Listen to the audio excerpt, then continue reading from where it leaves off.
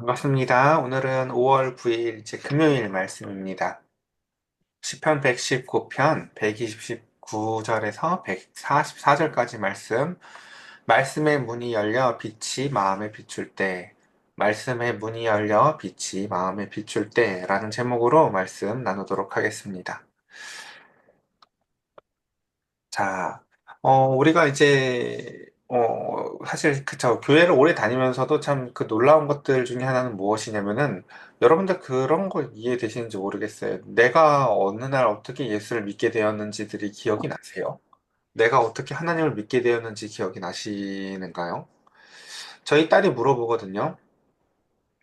아빠는 눈에 안 보이는 하나님을 어떻게 믿니요? 그쵸? 저 초등학교 1학년 때 제가 얘기 드렸죠. 전 초등학교 때 저희 어머님이 내 엄마인지 어떻게 믿지를 고민했거든요. 그러니까 의사 선생님이랑만 짜면은 그쵸 완벽하잖아요. 그쵸?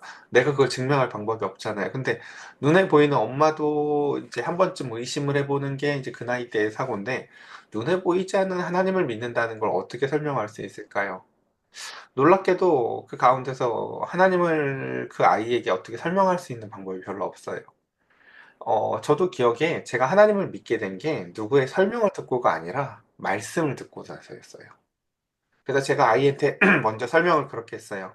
성경을 먼저 읽어봐야 알아.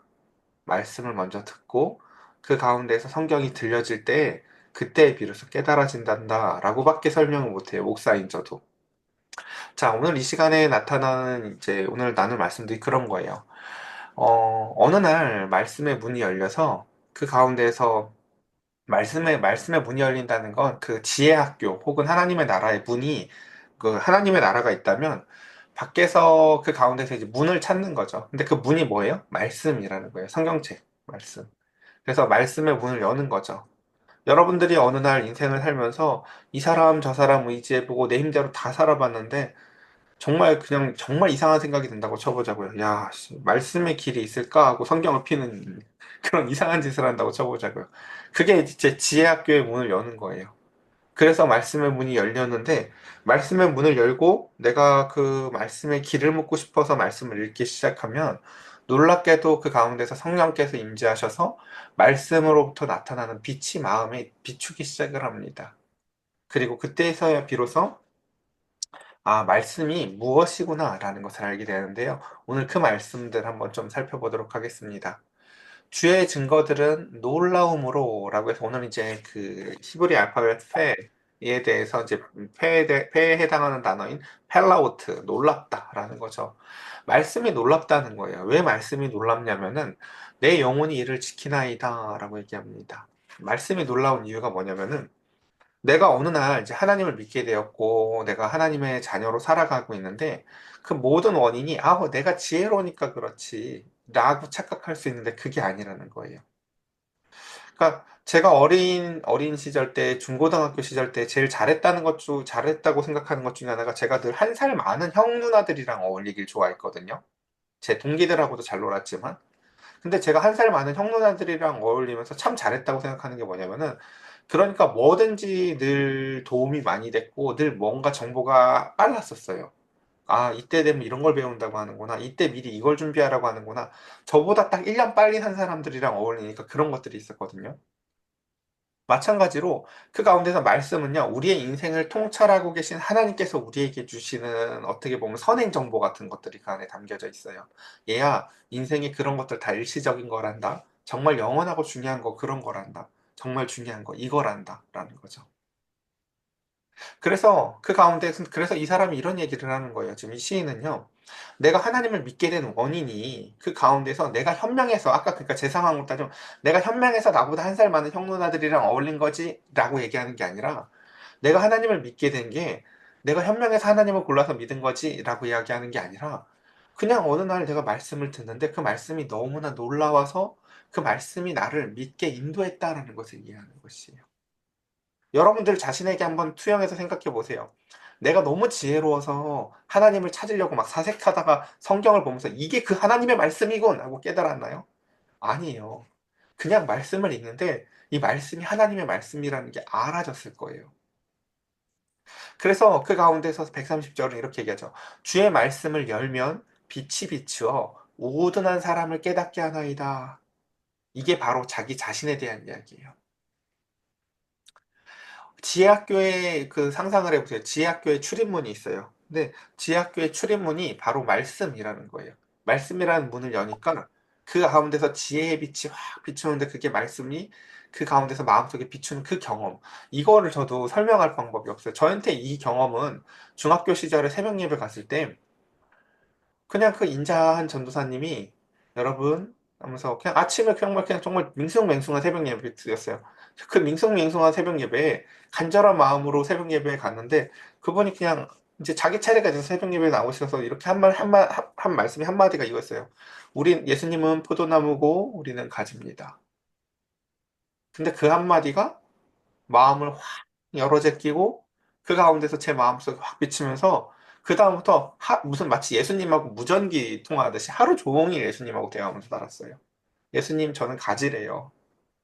예수님, 저거 해와 달도 하나님이 다 만드신 거죠?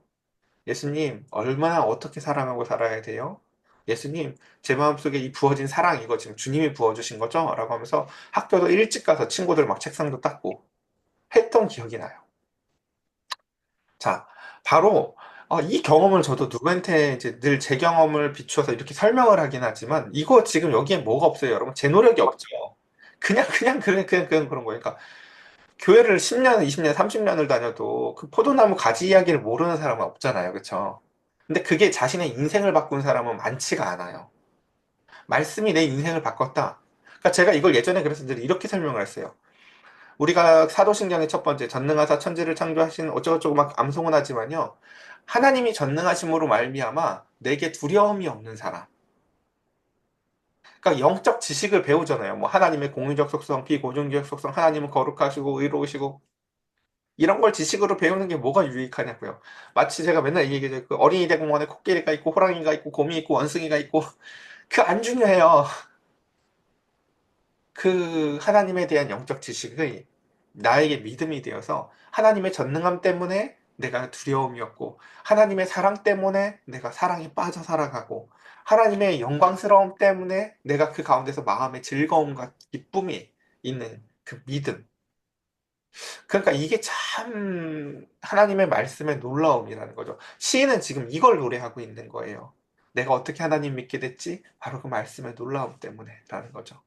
이걸 설명할 길이 없어서 옛날 우리나라에 처음 들어왔었던 선교사들이 했던 일도 뭐였냐면요.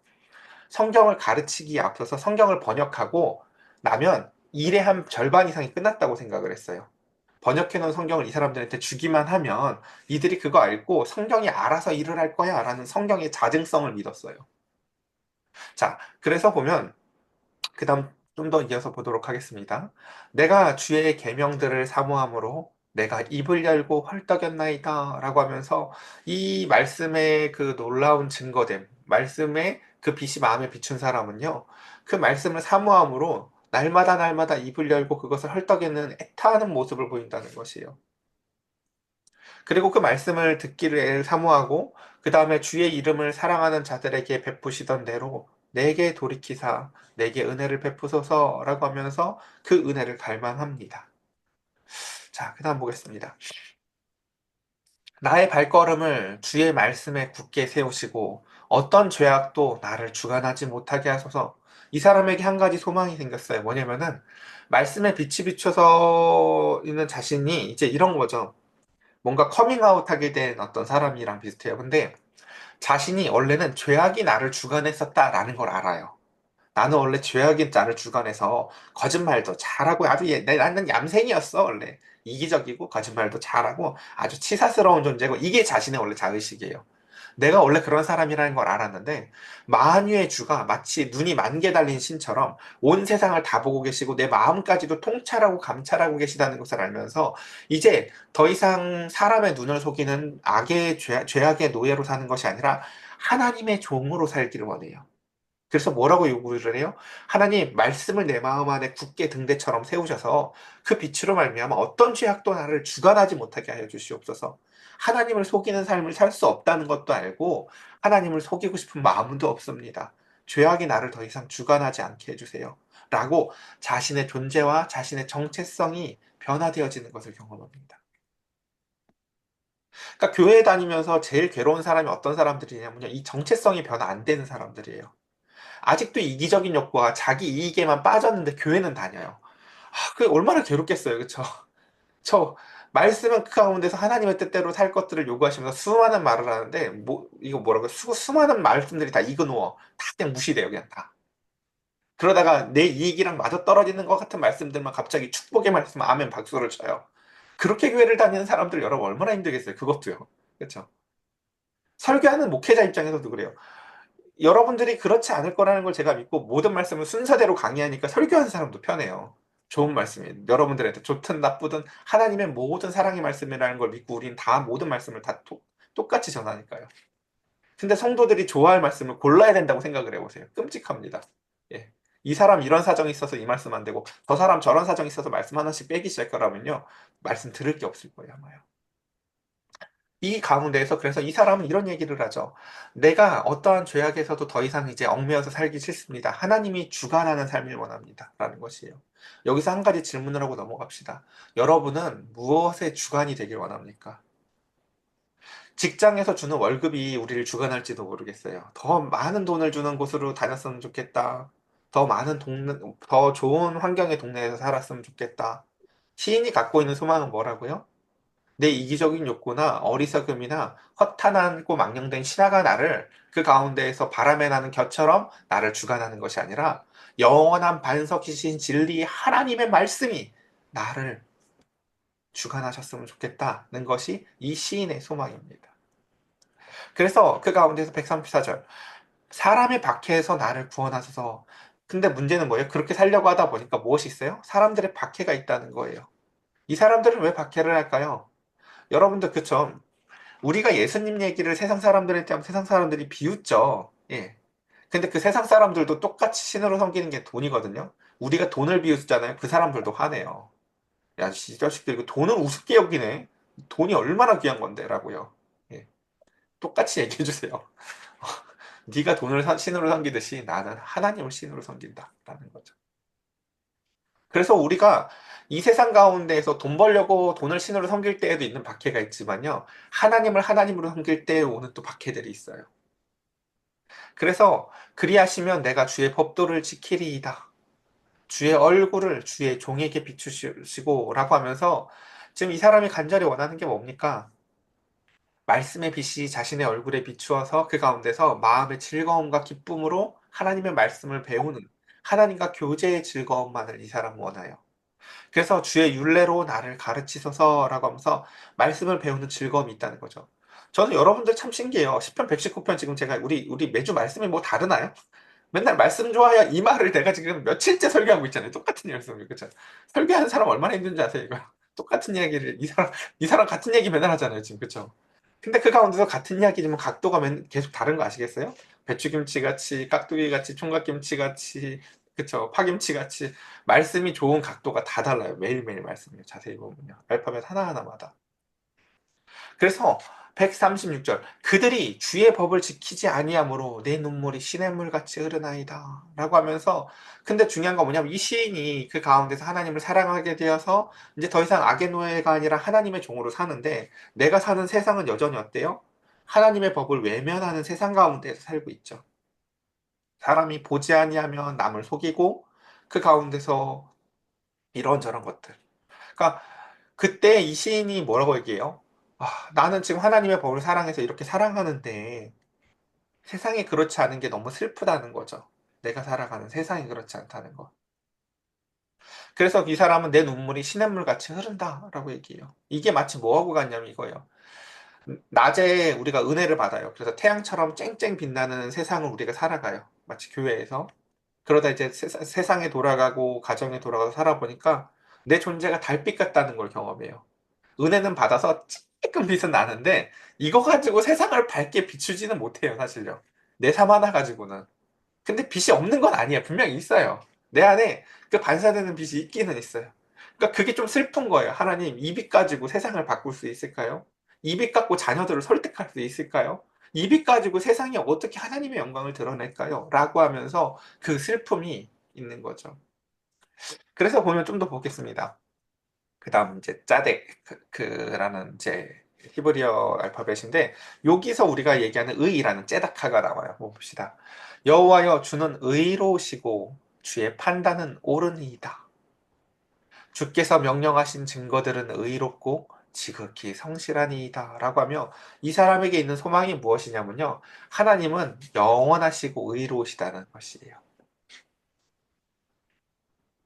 그래서 내 대적들이 주의 말씀을 잊어버렸으므로 내 열정이 나를 삼켰나이다. 라고 얘기합니다. 우리가 누구를 전도해 보려고 하고, 내가 하나님의 말씀대로 살으려고 하고, 내가 하나님의 말씀을 누군가에게 전해보면 일어나는 자연스러운 박해들이 있어요. 자연스러운 고난들이 있죠. 별거 아니더라도 그냥 하나님 안 믿는 사람들 앞에서 그냥 식사 기도만 해도, 지금도 저도 잘 기억나요.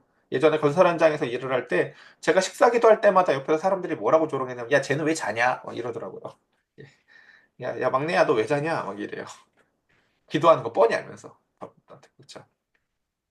그러니까 뭐 사소하게 그렇게 식사기도 하는 자리 하나까지 하나부터도 그러는데 삶의 모든 양식들이 그렇지 않겠습니까? 그렇죠? 제가 지금도 기억나는 게 그 현장에서 이제 어떤 손해들이 있으면 제가 일을 잘 못하는 사람이기도 하고 저는 거기서 일을 하는 것도 중요하지만 하나님의 자녀로서 살아나가는 것을 보이는 것도 중요하기 때문에 손해들을 제가 많이 감수했거든요. 그때마다 항상 얘기했던 게 별로 그 사람들이 그걸 좋아하지 않았어요. 자기들처럼 똑같이 돈에 얽매이길 원했어요. 야, 젊었을 때 한 푼이라도 더 벌고 애들이 어린데 너 지금 돈에 이렇게 얽매여 살아야지 무슨 이렇게 너는 왜 그런 식으로 사냐는 거예요. 네가 이 땅에 두 발을 두고 사는 그 존재가 아니라 무슨 천상의 존재처럼 나는 이 일이 아니더라도 살 수 있어요라는 태도로 산다는 걸 굉장히 싫어했어요, 사람들이요. 근데 그러니까 그 사람들이 보기에도 하나님의 백성들이 싫은 점이 있듯이 하나님의 백성도요 그 사람들을 보면서 의로운 분노와 질투가 나요. 왜냐면 분노는 우리와 다르기 때문이고 질투는 그 사람들이 정말로 맞는 것 같은 순간들이 있거든요. 하나님을 안 믿는 사람들이 오히려 더 착해 보일 때도 있고요. 하나님을 안 믿는 사람들이 더 잘 사는 것 같을 때도 있어요. 그 악인의 형통. 그래서 우리 시편 73편인가 2편인가에서도 보면 그쵸. 내가 거의 미끄러질 뻔하였다라고 얘기하죠. 악인의 형통을 보면서. 근데 그 가운데서 그것에 대해서 시인은 이렇게 얘기합니다. 주의 말씀이 심히 순수함으로 주의 종이 이를 사랑하나이다. 나는 내가 보이는 그 일시적 현실보다 하나님의 말씀의 신실함을 더 믿습니다. 라고 얘기합니다. 자, 그 다음 봅시다. 내가 미천하여 멸시를 당하나 주의 법도를 잊지 아니하였나이다. 라고 하며 자신이 갖고 있는 지금 그 고통, 내가 하나님을 사랑하지만 나에게 일어나는 그 고통에 대해서 내가 미천하여서 멸시를 당하나 주의 법도를 잊지 않는다라는 이중적 성격을 가져요. 내가 미천한 거지 하나님의 말씀이 미천한 건 아니라는 거죠. 그리고 나는 그 말씀을 갖고 있는 존재죠. 그리고 주의 의는 영원한 의요, 주의 율법은 진리로소이다. 이게 지금 무슨 얘기를 하고자 하는 거냐면요. 내가 지금 당하는 멸시는 이 현재의 한시적으로 일어나는 고통이지만 나에게 주어진 그 말씀의 의의는 영원하다는 걸 알아요. 어, 우리가 안 하던 일을 했다고 한번 쳐볼까요? 예를 들어서 희수가 집 청소를 깨끗이 해놨어요. 엄마, 내가 집 청소를 깨끗이 해놨어. 엄마가 칭찬을 해주겠죠. 근데 그 의의는요, 일시적인 의의예요. 잘했어 하고 칭찬 한 두 번 하면 끝나요. 엄마, 내가 엄마를 위해서 이런 일을 했어. 이런 거 다 이 땅에서 우리가 살아갈 때 나타나는 의의들은 대부분이 일시적 의의예요. 그리고 이 땅에서 나타나는 고통도 비슷해요. 누군가를 바라보면서 아까 그 악인의 형통을 보면서 나타나는 고통들도 다 일시적이죠. 정말 그 사람은 이 질투심이 그래요. 얼마 전에도 제가 그러니까 악인이 형통하는 걸 저도 종종 보거든요. 그때마다 저도 배가 아파요. 그리고 기분이 우울하고 악인의 형통을 보면서 내가 이렇게 속이 좁은 존재구나라는 걸 막 자각해요. 아, 나 진짜 속이 작구나라는 걸요. 목회자지만. 근데 그럼에도 불구하고 그 가운데서 하나님의 의의 영원함에 대해서 이 시인은 집중합니다. 그리고 환난과 우환이 내게 미쳤으나 주의 계명은 나의 즐거움이니이다. 여기가 중요하죠. 뭐라고 얘기해요? 지금 이 사람이 형통하게 이 땅 가운데서 그냥 잘 살아가는 사람이 아니라 끊임없이 고통이 있는 사람이에요. 환난과 우환이 자신에게 미쳤다고 얘기를 하죠. 근데 이 환난과 우환 또한 악인이 형통하는 것 이런 모든 것들을 시인은 뭐라고 얘기하냐면 그거 착시라고 얘기해요. 여러분 착시가 뭡니까? 그래 보이지만 그게 아닌 상태예요. 우리가 이 땅에 살아가면서도 그런 오해들이 많죠. 인간은 참 어둔해서 오해를 잘해요. 놀이터에 갔는데 예를 들어서 나는 지금 왔는데 다른 친구들 둘이 놀고 있어.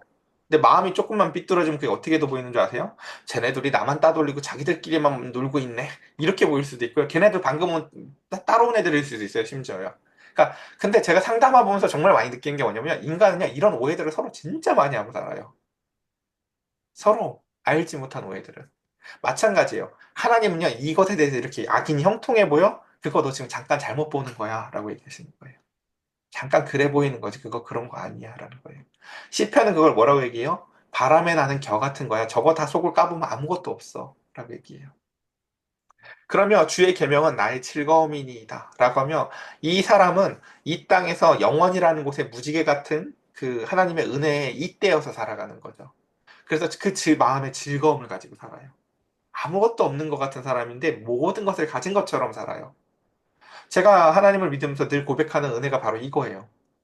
교회를 개척하고 그 가운데서 여러분들과 말씀을 나누면서 살아가면 자녀들을 키우면서 사는데 정말 집불이 아무것도 없다고 설명을 할 수도 있지만요. 뭐가 부족하다는 것도 못 느껴요. 그냥 필요한 건 다 있어요, 어쨌든요. 아이들 먹일 거 있고요. 아이들 가르칠 수 있는 힘과 지식이 있고요. 아이들을 돌볼 수 있는 정도의 건강은 있어요. 그리고 하나님을 사랑할 수 있는 마음을 주셨어요. 더 뭐가 필요한지 사실 잘 모르겠어요. 그것처럼 그리고 거기에다 주신 그 은총이 뭐냐면은 그 말씀으로 말미암아 나타나는 즐거움이 있다는 것이에요. 그래서 주의 증거들은 영원히 의로우시니 나로 하여금 깨닫게 하사 살게 하소서라고 하며 이 시인이 날마다 요구하는 건 뭡니까? 하나님 아까 다시 그 처음의 걸 요구하는 거예요. 그 영적 지식이 믿음이 되어서 내 마음 안에 하나님의 전능하심 때문에 나도 흔들리지 않게 하시고 말씀을 깨닫는 그 즐거움을 가지고 살게 해달라고 요구합니다. 오늘 이 시간 이제 말씀을 정리해 보겠습니다.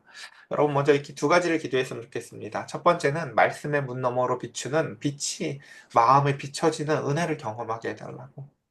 교회를 몇 년 다녔는지 내 직분이 뭔지는 여러분 중요하지가 않습니다. 나를 변화시킨 말씀이 있어야 됩니다. 들려진 말씀이 있어야 돼요.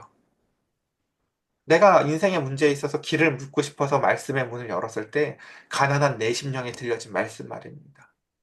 얘야, 나는 포도나무고 너는 가지란다. 라는 것처럼 여러분들에게 하나님의 말씀이 비춰지길 원합니다. 두 번째는 그 가운데서 고난 속에서도 영원에 잇대어 사는 즐거움들을 여러분들의 마음 가운데서 충만히 임했으면 좋겠습니다.